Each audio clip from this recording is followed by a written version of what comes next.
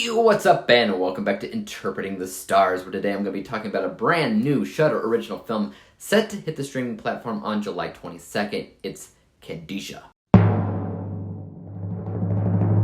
Kandisha is ultimately about a young woman that, in a pit of despair and determination, calls upon a demon called Kandisha, who is foretold to avenge the women who call upon her and attack and kill men, which is helpful when her abusive ex attempts to rape her. But things begin to get out of hand when Kandisha continues to kill other men in her life. And because she has a son, she needs a way to end the curse, and to end it before it's too late.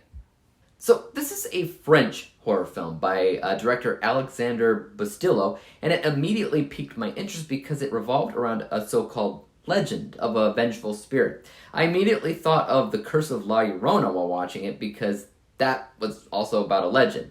Now, I was curious on if Kandisha was indeed a real legend, and apparently it is. It's a Moroccan legend, and it's been explored in a variety of different things like books, other movies, and TV shows, but I'll admit that I haven't really seen any of those before. It's not super original though, because when you take a look at legends of vengeful spirits, they all kind of follow the same basic structure. But truth be told, I was really getting into the execution of how this film played out, and it has a lot of shockingly good visuals in terms of gore, and just the overall look of this Kandisha character. The gore is very, very well executed. I mean, everything that happens there looks disturbingly realistic, and I've been seeing more and more things like practical effects for gore out of the Shudder platform. That's one of the biggest draws that I keep finding with these films. I mean, big Hollywood horror films, it's almost always CGI. And if it is practical, it's barely anything, but these lower budget Shudder things, they really do get that gore right. There's a moment in this film where I don't want to get too deep into it, but there's basically an animal sacrifice that happens. And I don't exactly know how they did it, but PETA is going to have a fit. As for the look of this Kandisha character, I found it to be absolutely terrifying because it's a gradual shift. The first time that you see her, it's just basically somebody standing under a blanket like your typical ghost costume, right? But even so, the way they shot it was creepy. And then the more that you see her, the more she starts attacking these people, the more her physical appearance shifts. It contorts and transforms into something more and more monstrous and nightmare-inducing. I was honestly a pretty big fan of that because it's so much easier to believe that this thing is a demonic force other than an actress when it changes its appearance as much as it does. As for how the film was shot, I actually really like the cinematography here, which was constantly creeping along. It's nothing insane, since I'm sure they didn't have the biggest budget in the world, but there was enough consideration into how the camera operated that I actually noticed it. One of the first things that I said in my head while I watched this film was, that is some good cinematography. Same can be said about editing. A big part of this film was visions that the main character has.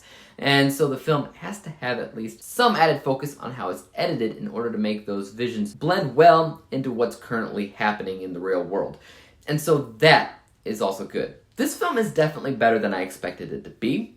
What about negatives? Well, I think the biggest thing about this film is that simply something that I don't entirely consider to be fully original. The whole vengeful spirit thing, that we've seen before.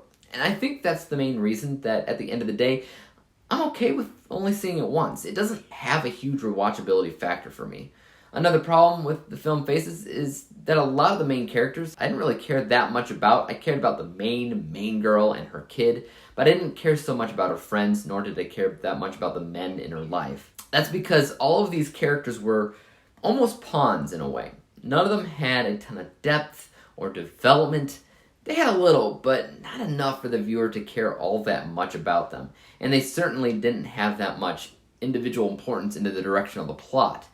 Most of the people in this film were just kind of experiencing everything unfold, which is fine, but you do want your characters to hold independent worth, otherwise they're just going to end up being disposable. But with that being said, let's go ahead and break down my final score. From an unbiased perspective, I definitely think the visuals here were absolutely breathtaking with how much focus on practical effects there were. I thought the cinematography was fantastic, the editing was above par, all that, but truth be told, that's about it. It lacks a bit in character development, in importance, and I don't think it's that original.